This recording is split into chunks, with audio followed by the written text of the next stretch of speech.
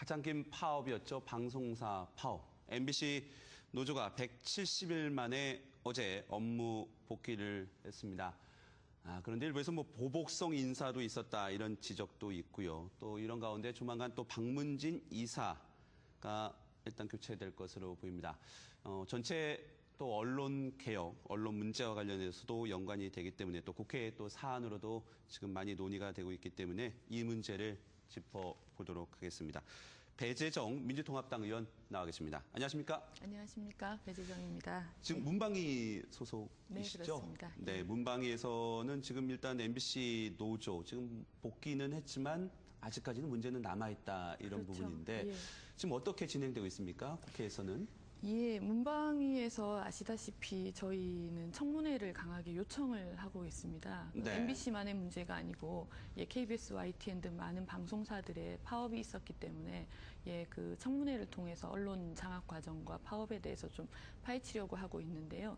아직 청문회에 대해서 합의가 여야 간에 좀 잘 안 되고 있는 부분이 있습니다. 여야가 좀 입장이 좀 다른 것 같습니다. 지금 여당 쪽에서는 예전에 그 한성교 문방위원장도 그랬듯이 이 MBC 파업은 글쎄요, 그 노조와 회사 간에 어떻게 보면 사내 문제다라고 이렇게 규정을 짓고 있습니다. 밖으로 나가서 언론 개혁의 문제다 이런 부분하고 좀 선을 긋고 있는데 그 부분에 대해서는 어떻게 보십니까? 예, 그 두 가지 양립할 수 없는 주장들을 하시는 것 같아요. 아하, 어떤 그래요? 측면에서는 내부의 문제라고 말씀을 하시면서 또 어떤 면에서는 정치 파업이라고 말씀을 하시거든요.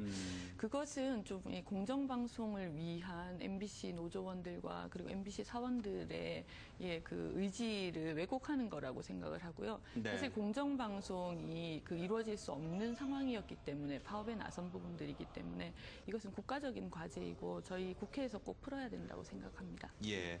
MBC 노조가 일단 170일간의 파업을 통해서 중단을 했습니다. 잠정 중단이라는 표현을 쓰고 일단 복귀를 했습니다.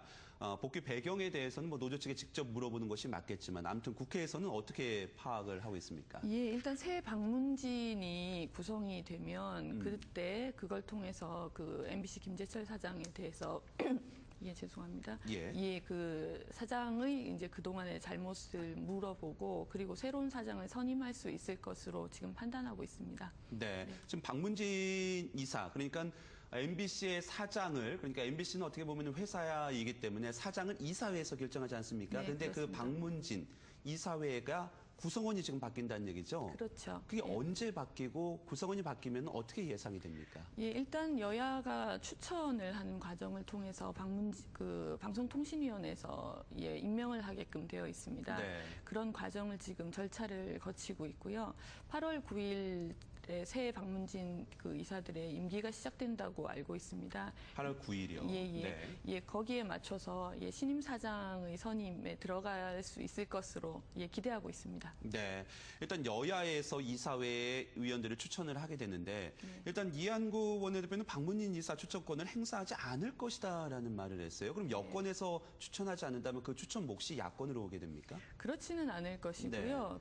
민주당에서 이 부분에 대해서 공론화하지는 않은 것으로 알고 있습니다만은 저희 지금 야당에서는 민주통합당에서는 이사 추천 과정을 거치고 있습니다. 네. 만약에 저희가 민주당까지 만약에 박문진 이사 추천 과정에서 빠지게 되면 사실은 자의적으로 이사 선임이 될 수 있는 부분이 있기 때문에요. 네. 그렇게 돼서는 안 된다고 생각하고 있습니다.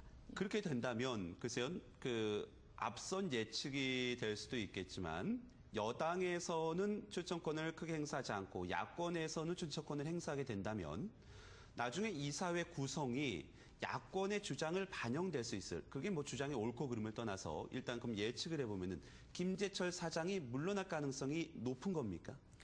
그 부분은 여당에서 추천권을 행사하지 않는다고 해서 투명하고 많은 사람들이 공감할 수 있는 이사진이 꼭 구성될 수 있으리라는 부분은 얘기하기가 좀 별개의 문제라고 생각을 합니다. 예. 지금 일단 김재철 사장을 둘러싸고 지금 노사가 막 갈등을 하고 있습니다. 그런 가운데 잠정 복귀라고 하면서 들어왔는데 인사가 나 있었습니다. 어제 좀 인사가 나면서 좀 그 부분과 관련돼서 여러 가지 좀 논란도 있었는데, 그러니까 보복 인사라는 지금 지적이 있는 겁니다. 기자들을 그렇죠.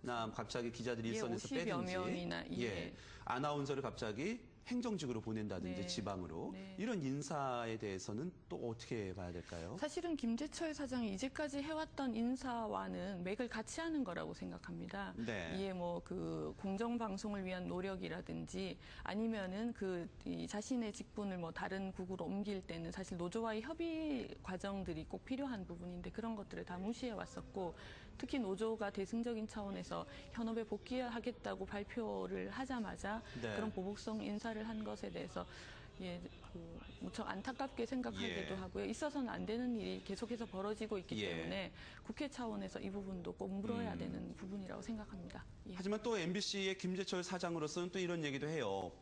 본인은 정당한 절차에 의해서 임명된 사장이다. 본인만 낙하산이 아니라 본인을 낙하산으로 규정을 하면 이전에 MBC 사장은 모두가 낙하산이다. 그러니까 본인은 MBC 사장으로서 파업을 하고 노조가 회사의 경영이나 아니면은 어떤 손익에 매출에 지장을 줬기 때문에 당연한 거다.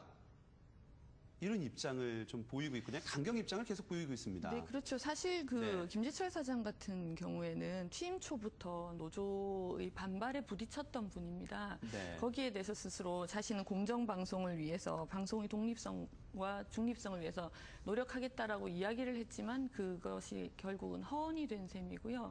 그리고 노조와의 단체 협약을 무시한다든지 그리고 부당한 인사를 한다든지 시사 프로그램을 또 폐지한다든지 네. 하는 계속해서 문제들을 일으켜왔던 부분들이고 거기에 더해서 많은 분들이 아시고 계시겠지만 개인적인 또 부도덕성이 계속해서 도마에 오르지 않았습니까? 네. 예, 이런 측면들로 봐서는 공영방송의 사장으로서의 자격이 과연 있으신지 예. 묻지 않을 수 없습니다. 예. 낙하산 인사라는 규정보다는 사장 임명 이후에 MBC의 공영성을 많이 무너뜨렸다는 그렇죠. 비판의 예. 대상이다. 네네. 그렇게 지금 MBC 노조는 예. 주장을 하고 있고 바라보는 네네. 평가다. 네, 그리고 뭐 낙하산 인사라는 부분이 계속해서 시비가 되기 때문에 네. 사실은 저희가 저희 민주통합당뿐만 아니라 사실은 여권에서도 지배구조 개선에 대한 그런 논의가 계속되고 있는 것이고요. 예. 그래서 저도 최근에 지배구조 개선과 관련된 법안을 발의하기도 했습니다. 예.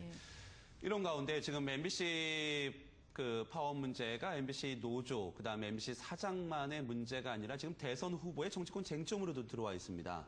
다름 아닌 무슨 얘기냐면 정수장학회 문제거든요. 근데 일반적으로 국민들이 MBC하고 정수장학회하고 무슨 관계야? 왜 또 갑자기 박근혜 위원장이 거론돼? 이렇게 궁금해할 수 있습니다. 네네. 그 부분을 좀 풀어주시죠. 네, 사실 정수장학회 문제 하면 부산일보가 가장 먼저 좀 이슈가 되었었는데요. 네. 정수장학회가 부산일보 지분을 100% 가지고 있고 그렇죠. 예. 사실 문화방송의 경우에도 30%의 대주주입니다. 그러니까 방송문화진흥회가 70%를 가지고 있는데 정수장학회가 30%를 가지고 있지요.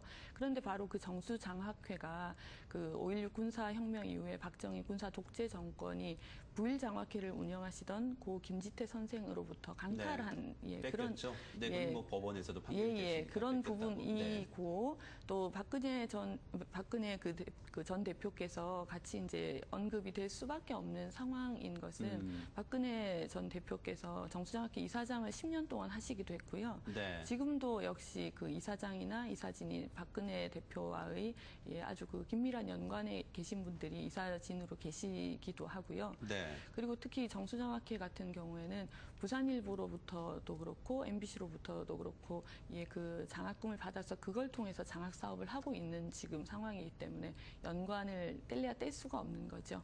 네. 하지만 저기 새누리당 입장에서는 지금 뭐 정수장학회에서 뭐 박정희 전 대통령, 유경수 여사 이름을 땄을 뿐이지 본인은 이사장에서 지금 나와 있고 본인의 30% 지분이 아니라 정수장학회의 30% 지분이라는 얘기죠. 정수장학회에 대해서도 본인도 이제 그 지분을 넘긴 상태고 다 한 거 아닙니까? 거리감을 두고 있지 않습니까? 그럼에도 불구하고 박근혜 전 위원장을 거론하는 것은 정치 공세다. 또 하나 여기에 맞춰서 서울시 교육청에서 지금 정수장학회에 대한 감사가 들어갔습니다. 이게 거의 처음 있는 일이라고 해요. 이 시점에서. 예, 그 부분은 그 정수장학회와 박근혜 전 대표 간의 어떤 관련성은 아마 말씀하신 대로 이름에서부터도 사실 알 수 있지 않습니까? 네. 박정희의 정자와 유경수의 숫자를 따서 정수장학회가 되었는데, 예, 그 원래 강탈한 재산에 대해서 그 이름을 그대로 붙여서 운영하고 있는 것도 문제가 되고요. 그다음에 공익법인으로서 정수장학회가 얼마나 그 공익 사업을 열심히 하면서 제대로 운영되어 있는지에 대해서도 사실은 잘 드러나지 않는 부분들이 있고요. 네. 그리고 서울시 교육청의 감사와 관련해서 만약에 말씀을 하신다면 이것은 특별히 뭐 대선 그 시기와 맞물려서 된 것은 아니라고 생각하고요.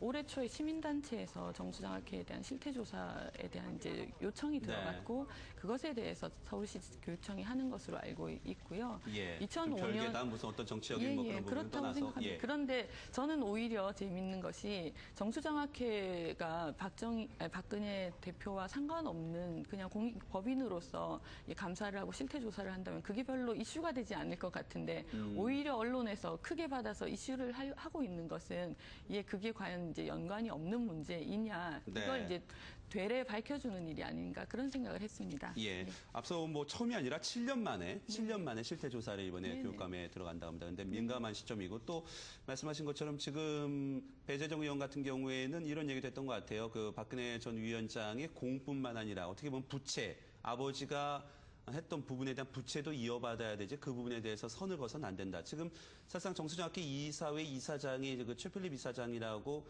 박정희 전 대통령의 비서 출신이고 박근혜 전 위원장에 대해 공보 담당을 했던 분이지 않습니까? 큰 명예로 계속해서 모셨던 분이죠. 그래서 그 연관성을 좀 계속 짚어야 되지 않나 이렇게 얘기를 좀 주변에서도 많이 지적이 있는데 그 부분을 저는 좀 드리고 싶은 말씀이 꼭 정치적인 공세라고 받아들이실 수 있는 부분도 있겠지만 실제로 부산일보 같은 경우 지금 그 정수장학회가 경영진을 선임하는 구조고요. 부산일보의 편집의 독립성을 심각하게 경영진이 저해하고 있는 상황입니다. 지금 부산일보 편집국장 같은 경우에는 출입금지 가처분 결정이 받아들여져서 열린 편집국장실이라고 해서 회사 계단 앞에서 지금 편집국장실을 운영하고 있는 그런 상황에 있습니다. 이런 부분들은 결국은 정권의 언론 장악의 또 다른 한 측면으로 봐야 되는 것이고 대권 가도를 가시려는 분이라면 명확한 자신의 입장을 밝히시는 게 옳다고 보고 언론 장악에 대해서는 손을 떼시는 게 맞다고 생각합니다. 알겠습니다.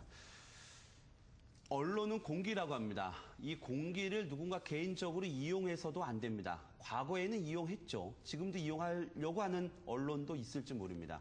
하지만 공개입니다. 그리고 또 언론을 이용해서도 권력이 안 됩니다. 그런 가운데 MBC 최근에 또 언론 문제 이 모든 부분을 제자리에 갖다 놔야 할 것 같습니다. 관련해서 여러 가지 문제를 살펴봤습니다. 배재정 민주통합당 의원이었습니다. 오늘 말씀 고맙습니다. 네, 감사합니다.